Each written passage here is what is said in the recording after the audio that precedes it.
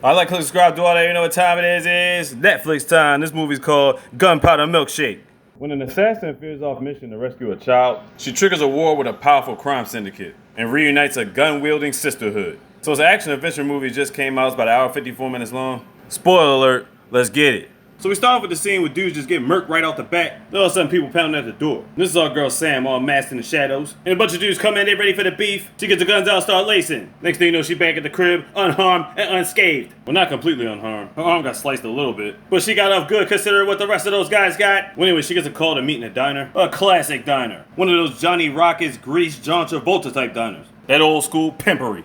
Well, anyway, they show us 15 years earlier. She meets up with her mom and she's got some type of mission to do. Apparently, she done fucked up with some Russians and they share a nice milkshake. Ergo, the title of the movie. She tells her daughter she's gonna be gone for a while. I guess she seen a car coming, then she hid in the bathroom. Here come the Russians looking for her mom, and they looking for her. She ain't telling them nothing as he cuts the side of her face. Then all of a sudden, mom comes back with the silencer, and she legit laced everybody. Next thing you know, mom dips off. Here comes this guy named Nathan, who's in charge of the corporation. What corporation is that? The corporation that her mom works for. Now back to real time, we see Nathan again, who's supposed to be meeting up with Sam. Why? Because now she works for him. Now if you haven't guessed already, her mom was an assassin for the group. When Sam grew up, she followed in her footsteps. So apparently somebody used to work for them, stole a lot of money from them, and they're recruiting Sam to get it back. So she's like, alright, bet, time to get down to business. Now the problem is, in the midst of doing a job for them earlier, remember she was in that room and a bunch of guys came through and she killed a bunch of niggas? Well, one of them worked for a mob boss by the name of Jim McAllister. That night she ended up killing his son.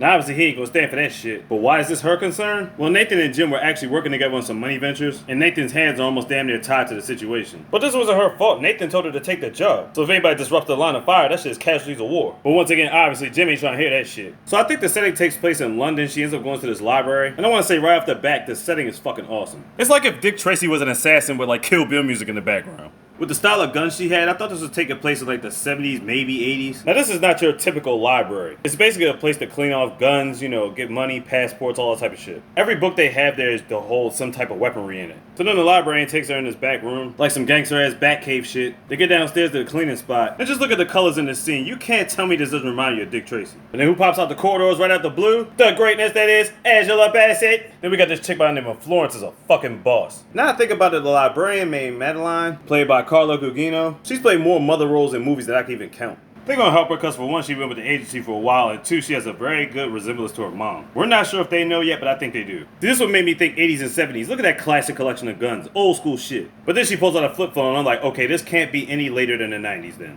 Anyway, they give us some clean guns, and it's back to business. So she goes to the Heartbreak Hotel. The only reason I'm saying that because there's a heart in the background. She finds the money, and she found the guy that stole it. Then all of a sudden the phone starts ringing. She tells him, don't pick up the phone. He's like, man, I ain't got no choice. She tried to shoot the phone. He reaches for the phone. They get into a tussle. She accidentally shoots him in his stomach. As he's laying there, they get the phone call. Now the situation was the reason why he even stole the money because he had to get it to get his daughter back. So she was about to just take the money and get the fuck out of there. Now we know as an assassin you can't have a conscience in this game, but unfortunately her conscience kicked into play. So she gets him up out of there, goes to that personal doctor that has him treated. He's like, look, I'm gonna do what I can, but I don't think he's gonna make it. Later on she gets a call from Nathan. Nathan tells her about the situation. The only thing he's worried about is the money. So we gotta send some of his boys just in case some shit go haywire. He's like, look, if you have to, just rough up a little bit, but no killing, none of that stuff. So then she gets instruction for the people that kidnapped that guy's daughter and told her to head over to this bowling alley. Now look at those disco lights above the lanes. You can't tell me that doesn't feel like the 80s. So anyway, you got these group of guys that got the daughter, and they give her a simple set of instructions. She gotta take these clothes out the locker, put them on, and put her weapons in the locker. So after she does that, she gotta meet him in a different location within 10 minutes. Before that goes down, this guy and his other two cronies show up. They don't know what her intentions is with the money, so then they get to beef and she's kicking everybody's ass. So after all that, she goes to this abandoned mall, into this movie store. I thought to myself, everything is old school, so first thing came to my mind was Blockbuster.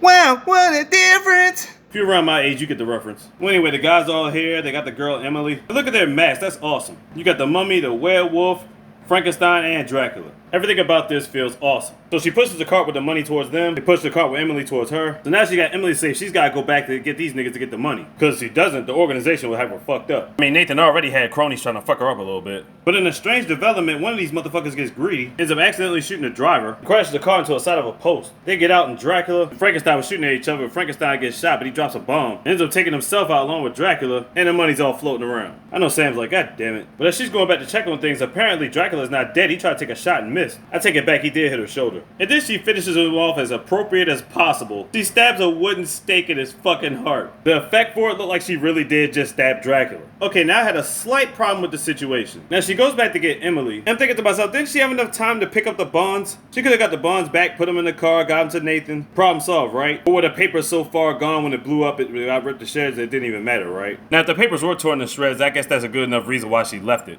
But if they weren't, I'm just saying, pick that shit up and give it to Nathan. Well, anyway, these goofballs back at the doctor's office sniffing laughing gas, trying to subdue the pain because she kicked their ass. So since he knows Sam is going to come back here after picking up Emily, the doc's been giving orders to try to find a way to subdue her when she gets back so that these niggas can do what they do. Because Nathan found out there was a situation about the money being blown up, and he gives Sam a heads up. He's like, look, I can't stop the corporation from handling their business. Yeah, at this point, they basically want her dead. Bottom line, Nathan's had too many deals with too many people. If he's got to eliminate one person to rectify the situation, then that's what he's going to do. But like I said, he did give her a heads up though. So she gets back to the hospital, and unfortunately, her father didn't make it. So the doctor looks at her shoulder, he wants to patch up her arm, but he's going to end around and give her an injection that's going to make her unable to use her arms for a lengthy period of time. That way the goon squad can come in and finish her off. But she don't have a good feeling about it, so she refuses it. While she's distracted by Emily, he ends up shooting her in the arm. And that stuff works instantly, because as soon as she picked up the gun, she dropped it. So he hides under the table as he calls out the goon squad, and now because she can't move her arm, she basically needs Emily's help. So she tapes a knife to one of her hands, and she tapes the gun to her other hand. And they ready for the beef again, round 2. And let me tell you, this scene where she's moving around with the gun is freaking ridiculous. I'm dead serious, it's ridiculous. So after she gives these niggas the business, obviously not in a sexual way, in a mayhem way, she needs Emily to pick up the phone when it rings. It's Nathan again, he's like, yeah, I wiped out your cronies, dog. So Nathan afterwards ends up calling Jim, and he offers up Sam, trying to make it an even trade for Jim's son. And Jim is willing to deal with that for now. She's going down the elevator, she was about to finish off the doctor on the elevator, but Emily was like, nah, just leave him alone. Now because her arms are still numb, she needs Emily to drive, but her legs are fine so she can still push the pedals. Thankfully for them, it's a bulletproof car. Look at here comes some more niggas with beef, and then they start that shooting. She does some slick maneuvering and gives them the whiffling. Then they get the cruising jamming off to the radio. Cruising in the midnight sky. I wish I could play the music. Then she goes to this apartment building. Not really sure whose apartment building it is, but as she's going to knock on the door, somebody puts a gun on her from the other side. Oh shit. But when she turns around, it's Sam's mom. Oh shit. So obviously she has questions. She's wondering where the hell she's been at. She hasn't seen her in like 15 years. Alright, so the reason why she left is because the Russians were hunting her. She had found out who killed Sam's father. It just so happened to be the Russians that came in the restaurant 15 years ago. It was a trap she actually had set up. But because Nathan was in bed with the Russians, she had to dip out. So she thought the best possible outcome was to keep her daughter out of all of this. And of course, ironically, she ends up working for the same man that wanted her dead. So her mom says she's been watching from the shadows the whole time. She's like, yeah, Sam, have you told Emily that you killed her father yet? She's like, nah, but I will eventually. Her mom does give her anesthetic so the numbness will wear off in her arms. Then I get an elevator, I gotta get the fuck up out of there. Oh shit. Close that elevator ASAP. Yeah. Then they go to a basement to the laundry room, and one of the washing machines is actually a tunnel, which leads them into the kitchen, which leads them outside. And they end up going back to the library. But Angela Bassett got beef with the moms. She left them in their time of need. Now, I'm not sure what really generated the beef. They didn't really go into a whole backstory on that. But they put their differences aside because they knew Jim McAllister's men are coming through. Sam tells everybody to go to the basement because she feels like it's her fault that she brought them there in the first place. And now it's time for mayhem. Every book she goes through contains something, whether it's knives, money. Meanwhile, they've been keeping guns for a special occasion. Scarlett got her joints back. She's psyched up, she about to go help her daughter. And right at the point she getting ganged up on, here comes Scarlett in slow motion for the whiffling. Then she makes sure she got the right books with the guns in them. They have a little mother-daughter talk, getting ready for the hundreds of niggas that's about to barge in. And here they come. She switched and pulled out the blades on the guns too. You know them shits is fire. Here come Florence over the top giving them the business, lacing all these niggas. Angela Bassett putting the hammers to niggas, literally. The Madeline and Emily are in the van. She makes her put some headphones on, talking about I'm gonna make a little noise now. Madeline ain't been showing her skills the entire movie, so you know she about to come with some fire. She takes her hair down, gets on top of the van with this big ass Gatling gun, and starts lacing everybody in the vicinity. She ain't playing with none of you niggas. So while the beef is going down, this one nigga takes a backward shot. One shot ends up hitting Madeline in the chest. I'm like, are you serious? But after he ran out of bullets, Madeline was like, fuck this shit. She got the golden axe out, like, what's good? This nigga pulled out his pocket, got out the brass knucks. Here come this big bohemian Brodus Clay looking ass nigga. R.I.P. to John Heder. So anyway, he's going back and forth between Sam and Scarlett. Long, hard fight, but they end up giving him the business. We think everybody's good, right? Nope, turns out Madeline died and Emily was kidnapped. Now they go to this cabin out here and you notice they're driving the same van that was down there, right? So my thing is, if the dude kidnapped Emily, why didn't he just take their van? You know what I'm saying? Did he just escape on foot? Like, what the fuck? Well, anyway, they gather around. It's the burial site for Madeline. So she gets the phone call. Jim McAllister wants to meet her in person, face to face. And basically, she's gonna trade her life for Emily's. She's like, all right, bet, meet me at the diner. So she's about to go to the diner. She asks Scarlett if she has a plan. Scarlett's like, not really. So she's thinking to herself, they can't bring no guns into the diner. So basically, she's just gonna make an even trade with her for Emily. So now back at the diner. And all them niggas is there waiting on her. Now she's face to face with Jim McAllister. He tells his story about how he has 4 little girls. Then he tried again. He finally was able to have a son. He never really understood his 4 girls growing up, but he felt like he wasn't alone anymore because he had a son. And because Sam took him away, now he feels alone again. So he basically wants to torture her as much as possible. He said he's definitely gonna let Emily go, but he wants her to watch as you get tortured. While all this is going down, Scarlett did have a plan. They snuck in from the back with Angie and Flores with the guns. So she takes Emily, gets up out of there, and in great slow motion fashion, everybody gets laced. And I mean everybody. You trying to jump out the window, bitch? You about to get it too. Get your motherfucking ass. You got hit falling out the window.